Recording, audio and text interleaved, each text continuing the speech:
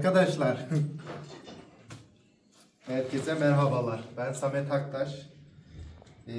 Kalbim küt atıyor. Yeni bir köpeğimiz geldi. Çok değerli bir abimizden.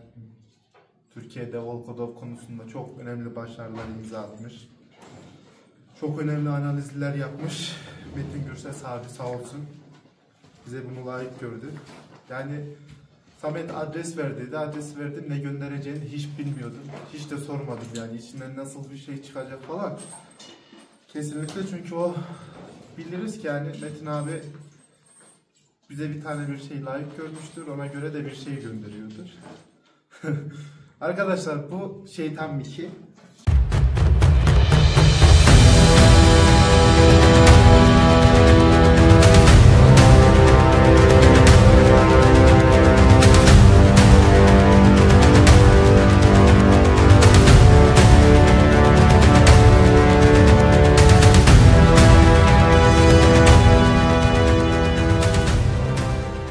Şimdi bunu yeni geldi yani 1-2 saat oluyor. Yeni geldi.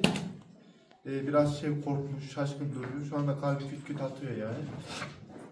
Bu videoyu niye çekiyorum arkadaşlar? Bu videoyu şundan dolayı çekiyorum. Bu halini görün Volkodov.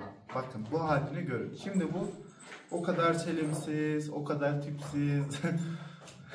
Tam böyle Şeytan Miki gibi gözüküyor. Ama zamanı geldiğinde çok farklı olacak. Buna emin olabilirsiniz. Yani bir ışık vardır, bu ışık görünür bir şekilde. Hani bir söz vardır ya, insan sevgisi hayvan sevgisini tatmayan insanda insanın ruhun tam uyanmamıştır gibi bir söz vardı.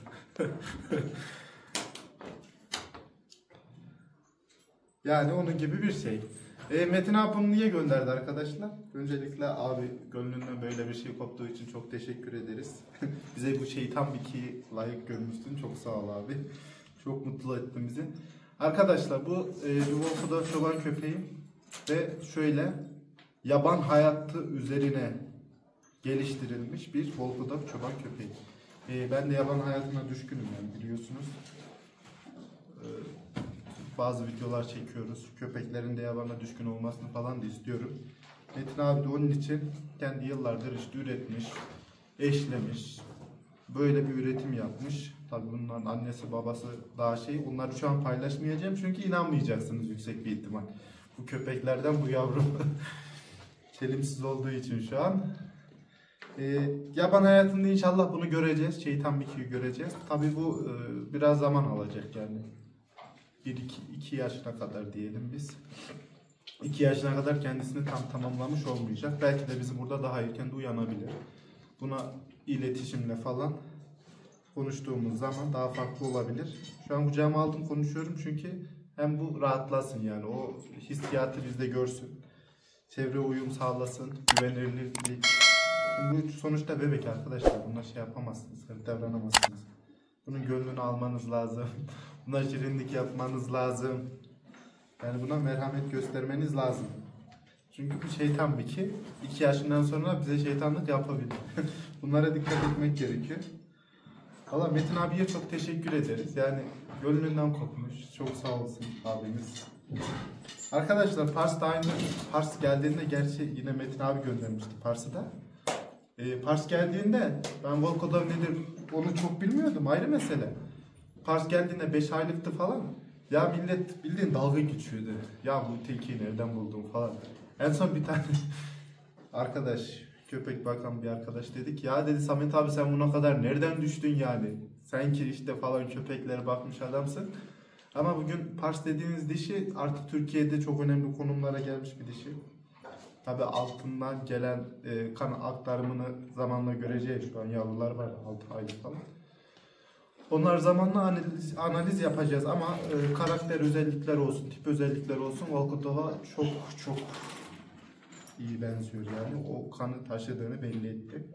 Bu da eminim ki yine aynı o şekilde olacaktır. Yaban konusunda belki fark çok aşırı kurtuldur ama belki bundan daha ileriye gidecektir. Bunu zaman gösterecek. Bunu buraya bırakıyorum arkadaşlar. Film. Şeytan Miki'yi beraber büyüteceğiz. Tamam mı? Şeytan Miki'yi beraber büyüteceğiz. Ve bu değişimine de hep beraber şahit olacağız. Emek edince neler oluyormuş bunları görmüş olacaksınız arkadaşlar. Emek. Bak şu duruşa bak ya, görüyor musun? Yavru köpekleri seviyorum. Bir de şöyle bir şey var arkadaşlar. Bak herkes köpek bakabilir, ayrı mesele. Ama her insan köpekle iletişim kuramaz. Bakın benim boynakla falan videolarım var. Bak onları da aslında koyarım oraya. Köpek... Ne oldu? Ha?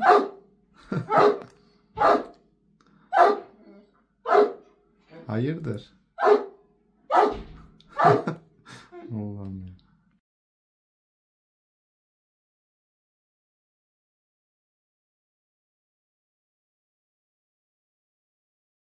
İletişim kurmak çok farklı bir şey. Onların ruhuna böyle dokunmanız var ya. Şimdi dersiniz ki yani köpek gülebilir mi? Köpek gülebilir. Köpek konuşabilir mi? Köpek konuşabilir. Yani önemli olan siz de o duyguyu görmesi, sizin de yine ona bu şekilde davranmanız yani. Biri sevgi ne diye sorarsa sevgi budur. Sen ahıra gelirsin. Ahırdan çıkana kadar seni bekler. Gitmez. Öyle değil mi? Ha? Sevgi budur işte. Sadakat budur. Şu keskin dişler bak, şu dişlere bak. Şu dişlerin yanında böyle yüzünü tutarsın. Hiçbir şey olmayacağını da bilirsin yani. Sevgi budur işte. O da emin olun ki sizle o şekilde davranacak. Bak, ilk aldığımda nasıldı? Kalbi küt küt atıyordu. Şu an kalbinde hiçbir sorun yok. Bakın özgüveni kendine geldi. Görüyor musunuz duruşu falan? Bunlar arkadaşlar bak, gülüyorum, eğleniyorum, muhabbet ediyoruz burada. Şeytan ikimiz çok rahatlıyor. Bak gördün mü ne kadar? Şu an hafif böyle bir titremesi var. O da yüksek bir ihtimal. Erzurum yani soğuk, şu an ahırda da olsak. Ahırda yani serin. Çok şey değil. Şeytan ikimiz. Yani bunu göreceğiz bakalım. Bizleri neler bekliyor. Arkadaşlar Şeytan Mickey ile muhabbetimiz bu kadar. Kendine geldi artık yani. Ben Şeytan Mickey'im diyor bakın. hareketler çok efsane. Hayvanlarla konuştuğunuz zaman arkadaşlar sizin hayvanınız kapıya bağlarsınız, bekçi olur. Yabana götürürsünüz, kurtçu olur, domuzcu olur. Çürüye götürürsünüz, çobancı olur, çoban olur. Çobancı çok farklı bir şey olur. Çoban olur. Çok farklı yerlerde çok farklı şeyler yapabilirler. Yeter ki siz onlarla iletişim kurun, onlarla konuşun, onları eğitmeye bakın. Hepinize hayırlı günler dilerim. Arkadaşlar kanalıma abone olabilirsiniz. Olur hatta, çünkü bu Şeytan Mickey'nin yaşantısını görmek isteyeceksiniz eminim. Hepinize hayırlı günler. Şeytan Mickey nasıl mı olacak arkadaşlar? Belki böyle. Belki de Pars gibi. Bak Pars. Topla kızıma. Aferin. Pars. Kızıma benim. Atla. Aferin. Belki de böyle olacak.